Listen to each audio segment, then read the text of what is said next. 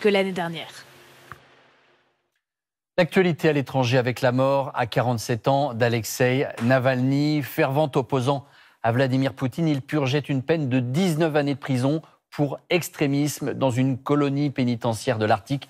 Selon les services pénitentiaires, Alexeï Navalny aurait eu un malaise à l'issue de sa promenade. Yann Schlinger. Hier encore, il comparaissait en visio devant le tribunal et dénonçait l'enregistrement de ses conversations avec ses avocats. Hier encore, il était débouté par la justice russe.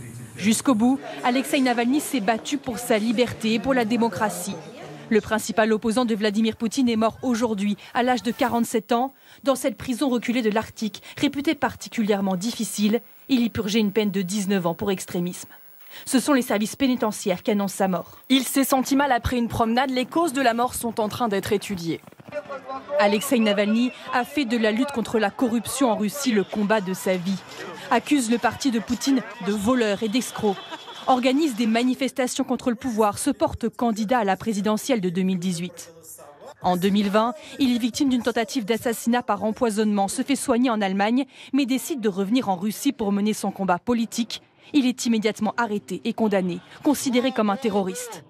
L'équipe de Navalny n'avait pas été informée de sa mort avant le communiqué, son avocat est en route pour la prison.